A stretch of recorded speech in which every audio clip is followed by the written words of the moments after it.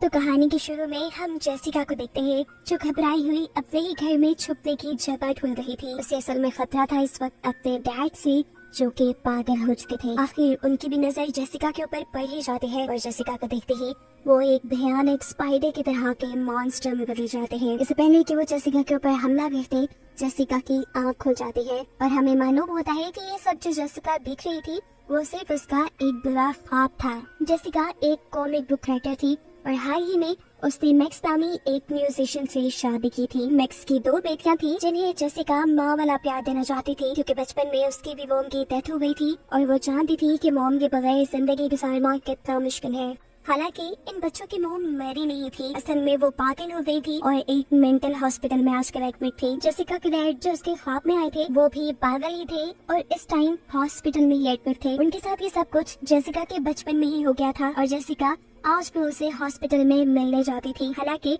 वो जेसिका को पहचान भी नहीं सकते थे। जेसिका आजकल अपने इन बुरे सपनों से बहुत ज्यादा डर चुकी थी, इसलिए उसने फैसला किया कि वो अपना घर बदल लेगी। माहौल चेंज होने पे उसे लगा था कि उसकी दिमागी हालत पे कुछ सुधार आएगा, इसलिए वो मैक्स की फैमिली के साथ अपने बचपन वाले घर में शिफ्ट हो गई। यहाँ आने पर जेसिका काफी रिलैक्स फील कर रही थी। पुराने सामान में जेसिका को एक कैमरा मिलता है जिसमें उसकी बचपन की बहुत सी वीडियोस रिकॉर्ड थी, जिनको देखकर वो खुश भी हुई और हैरान भी, क्योंकि जो कुछ भी वो देख रही थी उसे बिल्कुल याद नहीं था। उसे अपना बचपन याद नहीं था। तब मैक्स उसे कहता है तो क्या हुआ, उस टाइम तुम 5 साल की थी। इतनी उम्र के बच्चे अक्सर बातें भूल जाते हैं। जब जेसिका 5 साल की थी तो उसकी मॉम मर गई और इसी दौरान किसी वजह से उसके डैड पागल हो गए। ऐसे छोटी सी ही उम्र में जेसिका को अपना घर छोड़कर अपनी ग्रैंड माँ के घर शिफ्ट होना पड़ा। अब जब वो वापस आई तो ये घर से बहुत सुकून दे रहा था। वो चाहती थी कि उसकी दोनों बेटियां भी यहाँ उसी की तरह खुश रही, उन्हें अपनी असल मॉम की याद ना आई, जिसकी वजह से उनकी लाइफ काफी डिस्टर्ब रही थी। पागलपन में उन्होंने अपनी छोटी बेटी एलिस का हाथ भी चला दिया था, जिसका निशान आज तक एलिस के बाजू पे था।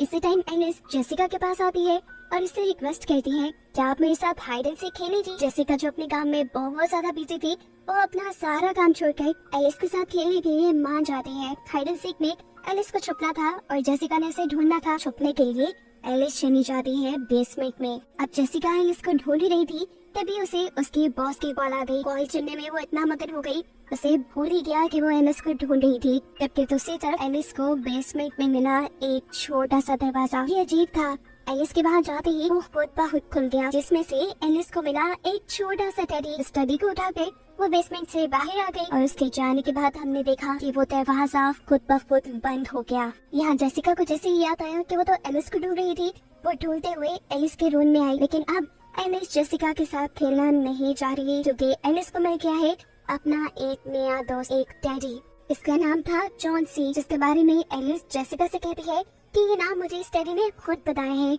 जेसिका को ये सुनकर थोड़ा अजीब तो लगा, लेकिन फिर उसने ये सोच लिया कि बच्चों की इमेजिनेशन स्ट्रॉन्ग होती है, शायद इसीलिए एलिस ऐसी बातें कर रही है। बाहर एलिस की बहन इस टाइम सोशल मीडिया पर पोस्ट करने के लिए पिक्चर्स ले रही थी। पिक्चर क्लिक करने के बाद वो नोटिस करती है कि उसकी पिक्चर में एक बूढ़ी औरत है जो अजीब से तरीके से उसे खो रही थी। उसे देखकर वो डर गई। वो बाहर गई तो वहाँ कोई औरत नहीं थी। वो कंफ्यूज होकर इस ओल्ड लेडी को इधर उधर देखने के लिए लग जाते हैं। तभी उसके साथ वाले घर से एक लड़का निकल कर आता है जो उससे देखकर उससे बातें करने लगा, उससे दोस्ती करने की कोशिश करने लगा। लेकिन उसी वक्त जेसिका ने आकर उसे डांट दिया और ये कहा कि तुम्हारे जैसे दोस्त की मेरी बेटी को जरूरत नहीं, तो प्लीज दूर रहना मेरी बेटी से। जेसिका की इन्हीं छोटी मोटी रिस्ट्रिक्शंस की वजह से टाइलर को जेसिका ज्यादा पसंद नहीं थी। वो जेसिका को अपनी मॉम भी नहीं मानती थी। अब रात में हम जेसिका को मैक्स के पास देखते हैं। ये दोनों ज्यादा आज इसलिए खुश नजर आ रहे थे क्योंकि उन्होंने नोटिस किया था कि एलिस इस घर में बहुत अच्छे से एडजस्ट हो गई थी। वो यहाँ पहले से ज्यादा खुश रहने लगी थी। उसने एक टेडी को अपना दोस्त भी बना लिया था जिससे वो बातें करती थी और ये चीज इन लोगों को इसलिए नॉर्मल लग रही थी क्योंकि बच्चे अपनी इमेजिनेशन में बहुत सारे काम कर लेते हैं, यानी अपने ख्यालों में बहुत से काम कर लेते हैं। लेकिन फिर भी छुप छुप कर जेसिका एलिस पे नजर रखती थी। इसी तरह एक दिन एलिस उस टेडी को जेसिका की लिखी हुई कॉमिक बुक पढ़कर सुना रही थी। जहाँ स्टोरी कंप्लीट करने के बाद एलिस उस टेडी से कहती है क्या ही अच्छा हो कि अगर विलन और हीरो के दरमियान में दोस्ती हो जाए। उसकी इस बात से जेसिका को अपनी कॉमिक बुक के लिए नया आइडियाज मिल जाते हैं और इसी चीज से जेसिका बहुत ज्यादा खुश हो जाती है। यहाँ तक कि वो मैक्स को मैसेज में बताती भी है कि आज एलिस की वजह से ही उसके काम में बहुत इम्प्रूवमेंट आई है। अभी यही कुछ हो रही थी कि एकदम से एलिस के पास आई। एलिस ने जेसिका को बताया कि वो अपने इस नए दोस्त के साथ एक गेम खेल रही है जिसमें उसे टेडी की बताई सारी चीजों को कलेक्ट करना है और सबसे पहले उसे कोई हैप्पी चीज चाहिए। ये सुनकर जेसिका उसे एक बॉल के ऊपर एक स्माइली बना देती है और खुद काम पे लग जाती है। काम करते करते आज उसे बहुत रात हो गई और आधी रात में उसने नोटिस किया कि कोई उसे बॉल से खेल रहा था जो उसने एलिस को दी थी। आवाज का पीछा करते करते वो बेसमेंट में गई। उसकी नजर पड़ी अंधेरी बेसमेंट में पड़ी हुई उसी बॉय पर जिसके ऊपर अब स्माइली के बजाय सैड फेस बना हुआ था। इस बेसमेंट की दीवारों पे बचपन में जेसिका ने बहुत कुछ लिखा हुआ था। साथ ही यहाँ के सामान में जेसिका की पुरानी ड्राइंग्स भी पड़ी हुई थी, जिन ड्राइंग्स को देखते हुए जेसिका को यहाँ एक अजीब सी ड्राइंग भी मिलती है जिस पे लिखा था नेवर एवर, यानी कभी नहीं। जेसिका अब ऊपर वापस आ गई। इसे एलिस के कमरे से आवाज आ रही थी। करीब जाकर उसने सुना कि सच में कोई एलिस से बातें कर रहा था। शायद वो टेडी। इससे पहले कि वो अंदर जाकर चेक की थी, एकदम से कोई इसके ऊपर हमला कर देता है। हमला करने वाली एक औरत थी। इसके बारे में हमें पता चला कि वो एलिस और टाइलर की असली मॉम है। असल में टाइलर ने ही अपनी मॉम को इस घर का एड्रेस बताया था और वो मेंटल हॉस्पिटल से भागकर यहाँ आ गई थी। उन्होंने जेसिका के ऊपर जानलेवा हमला किया था। मामला काफी बिगड़ चुका था जिसकी वजह से इन्हीं घर पे पुलिस को बुलाना पड़ता है। माहौल टेंशन वाला बन गया था। एलिस इस माहौल से घबराए ना, इसीलिए जेसिका से बात करने के लिए आती है और एलिस उसे बताती है कि चौंसी ने मेरी मॉम को पहले से काफी देर तक कर दिया था और आहिस्ता आहिस्ता मॉम ठीक नहीं जाती। देखो मेरे हाथ, चौंसी ने मेरे हाथ का जख्म भी ठीक कर दिया है। असल में ये सब सिर्फ एलिस को ही नजर आ रहा था क्योंकि ये उसका ख्याल जो था। जेसिका उसे समझाने के लिए अब अपने ही बाजू पे वैसा सा जख्म दिखाती है और कहती है देखो हमें इन निशानों से डरना नहीं चाहिए, ये हमारी लाइफ का हिस्सा होते हैं। और तुम जिस दोस्त की बात कर रही हो वो दोस्त इस असल दुनिया में नहीं है।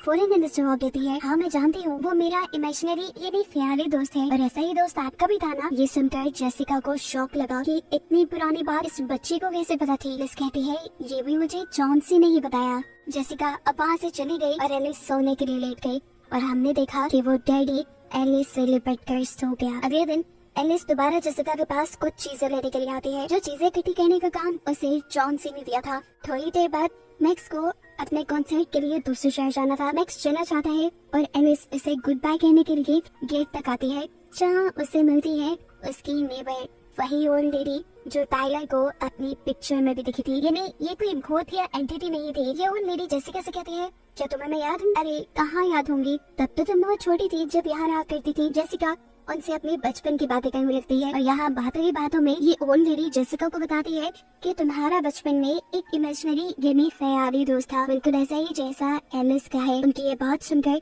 जेसिका को एक और मरतबा शौक लगा था। जेसिका अपने पास्ट के बारे में बहुत कंफ्यूज थी। अगर कोई इसका पास्ट जानता था तो वो उसके डैडी थे, इसीलिए वो अपने डैड के पास हॉस्पिटल में मिलने के लिए जाते हैं। इसलिए अब अपने डैड को बताया कि वो अपने बचपन वाले घर में रहने के लिए वापस आ गई है। वो जो कभी जेसिका की किसी बात का रिस्पॉन्स नहीं करते थे, आज उन्होंने फौरन मुड़कर जेसिका की तरफ देखा और उससे कहा कि सालों पहले भी किसी ने मेरा एतबार नहीं किया था। उस घर में मैंने उस चीज की आंखों में देख लिया था, जिसके बाद मैं अंधा हो गया, पागल हो गया। ये कहते ही वो पागलों की तरह चिल्लाने लगते हैं, जिसे सुनकर डॉक्टर से यहाँ जाते हैं और जेसिका को यहाँ से जाना पड़ता है। लेकिन जेसिका अब अपने डैड की हालत को देखकर काफी परेशान थी। यहाँ पर हम देखते हैं कि एलिस एक जार में बहुत सी कीड़े जमा कर रही थी। टाइलर के पूछने पर वो बताती है कि ये कीड़े वो अपने डैडी के कहने पर जमा कर रही है। उसने मुझसे वादा किया है कि अगर मैं उसके बताए सारे काम करूंगी तो वो मुझे अपनी दुनिया में ले जाएगा। टाइलर उसकी बातों पर ज्यादा ध्यान नहीं देती और घर के अंदर चली जाती है जहाँ उसने अपने नेबर को बुलाया था क्योंकि आज जेसिका घर पे नहीं थी। ये लड़का कुछ ड्रग्स लेकर आया था जिसे आज ये दोनों ट्राई करने वाले थे। इसे ट्राई करने के लिए वो यहाँ पर एक बोतल उठाता है जो गलती से ही उसी के हाथ से गिरकर टूट गई। उसे साफ करने के लिए यही लड़का ऊपर से कुछ लेने के लिए जाता है। हम देखते हैं कि चौंसी उसे गुस्से से देखता रह जाता है। इससे पहले कि चौंसी उसके ऊपर हमला कर देता, यहाँ टाइलर आकर उसे नीचे चलने को कहते हैं। इतनी देर में हम देखते हैं कि जेसिका भी आ गई थी जिसके हाथ लग गई थी उन दोनों की ड्रग्स, जिसे देखकर प्रोफेसर से तिलमिला गई। इसीलिए उसने नेबर से इस लड़की की मॉम को बुला लिया। ये मामला खत्म होने के बाद जेसिका जब अपने कमरे में गई तो उसने देखा कि उसकी कॉमिक बुक की बहुत सी ड्राइंग्स को खा दिया गया था। जेसिका को पता था ये सब एलिस ने किया होगा। वो एलिस के रूम में जाती है और उसे समझाने लगती है कि तुमने जो किया वो गलत था, लेकिन ऐसा लग रहा था कि जैसे एलिस सो रही हो। सोते सोते उसने कपट भी बदल। जेसिका ने जब चेक करने के लिए कंबल उठाया कि वो सो भी रही है या नहीं तो वो ये देखकर हैरान थी जिसके अंदर एलिस के बजाय जॉन सी था। एलिस तो बाहर थी जो एक कील से अपने हाथ की सफाई करने वाली थी, जिसे वक्त पर जेसिका ने देख लिया और पहचान लिया। ये काम भी इसे टेडी ने ही करने को कहा था। ये आखिरी टास्क था जिसके बाद वो टेडी की दुनिया में चली जाती। जेसिका के बचाने के बाद भी एलिस ने अपने आप को थोड़ा बहुत जख्मी कर भी लिया था और ऐसे टेडी के बताए सारे टास्क असली पूरे करने थे। ये सब करने के बाद अब तो एलिस को भी जॉन सी से डर लगने लगा था। वो अजीब सी हरकतें करने लगी थी और इसकी वजह से जेसिका काफी ज्यादा परेशान हो चुकी थी। इसलिए वो साइकियाट्रिस्ट को अपने घर बुलाती है। साइकियाट्रिस्ट यहाँ पर एक रिकॉर्डर लगा देती है और फिर एलिस और जेसिका से बात करती है और कुछ देर में हमें एक बहुत बड़ा सच ये पता चलता है कि असल में कोई जॉन सी कोई टेडी एग्जिस्ट ही नहीं करता था।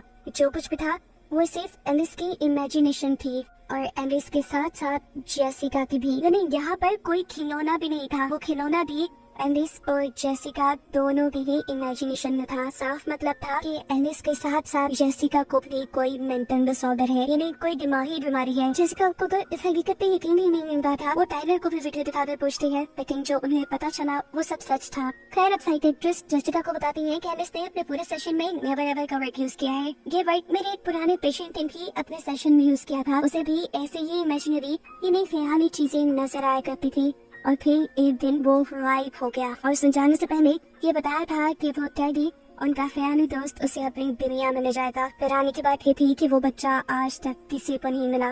नेवर नेवर को सुनकर जेसिका को भी अपनी बचपन वाली जान याद आई, जिसे वो उठाकर साइकियाट्रिस्ट के पास लेकर आई। उसे यकीन हो गया कि यहाँ कोई एंटिटी है जो उनके माइंड्स को कंट्रोल कर रही है। बचपन में वो जेसिका के माइंड को कंट्रोल करती थी और अब वो एलिस के माइंड को कंट्रोल कर रही है। ले जाने के बाद अब जेसिका और टाइलर एलिस को ढूंढने लगी, लेकिन एलिस और ये पूरे घर में नहीं मिली।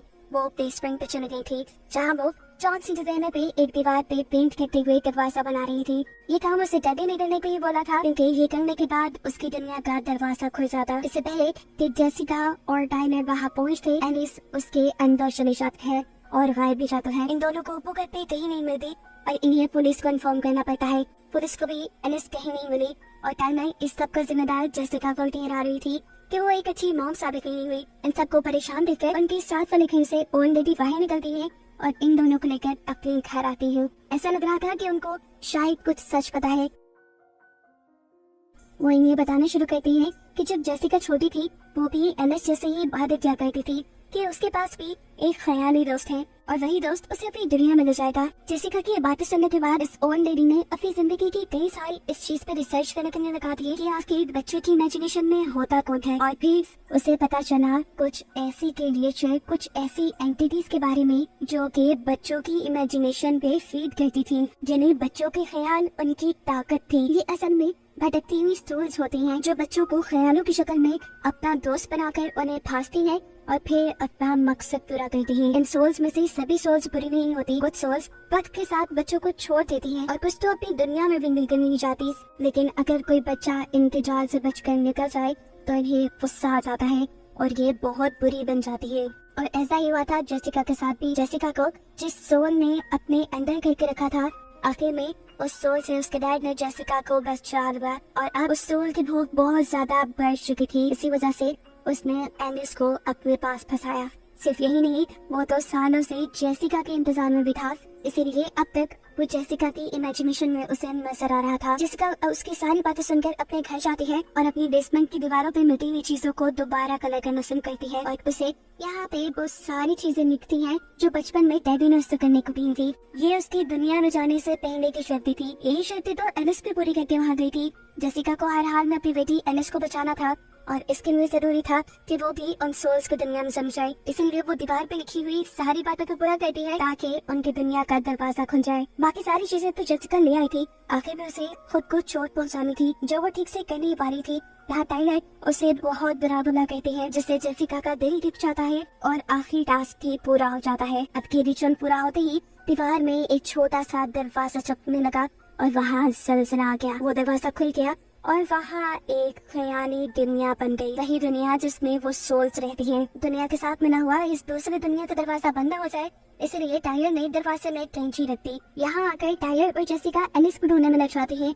सबके हम देखते हैं कि वो ओल्ड लेडी यहाँ आकर बहुत खुश थी, लेकिन उसने सालों लगा दिए थे अपनी इस रिसर्च पे और सालों रिसर्च करने के बाद आखिर वो इस ख्याली दुनिया में पहुंच गई थी। यहाँ पर जेसिका को अपनी बचपन की बनाई एक ड्राइंग दिखी, जिसे पकड़ने पे यहाँ एक स्क्रीन चलने लगी। स्क्रीन में जेसिका को वो दिन नजर आ रहा था जिस दिन वो भी इस डैडी की झांसे में आकर इस इमेजिनरी दुनिया में आने वाली थी। उसके डर ने जेसिका को अंदर जाने से बचा लिया, और जब वो ऐसा कर रही थी तो वो एंटिटी जबरदस्ती जेसिका को भी दुनिया में खींच रही थी। जेसिका को बचाने के चक्कर में जेसिका के डैड ने उस एंटिटी की आंखों में देख लिया और ऐसे वो अंधे हो गए। लेकिन किसी तरह करके उन्होंने फिर भी जेसिका को बचा लिया और उस दुनिया का दरवाजा बंद करके उसे काला पेंट कर दिया, जिसकी वजह से वो दरवाजा बंद हो गया। ये सब देखकर जेसिका को बहुत रोना आया। जेसिका के डैड ये सारी हकीकत सब लोगों को बताते थे और इसी वजह से उन्हें पागल कहा जाता था। शायद आप लोग दूसरे रूम में जाते हैं जहाँ फाइनली इन्हें एलिस मिल जाती है एक बड़े खूबसूरत से कमरे में। ये कमरा एलिस की इमेजिनेशन थी, जैसा वो सोच रही थी वैसा ही बना हुआ था ये कमरा।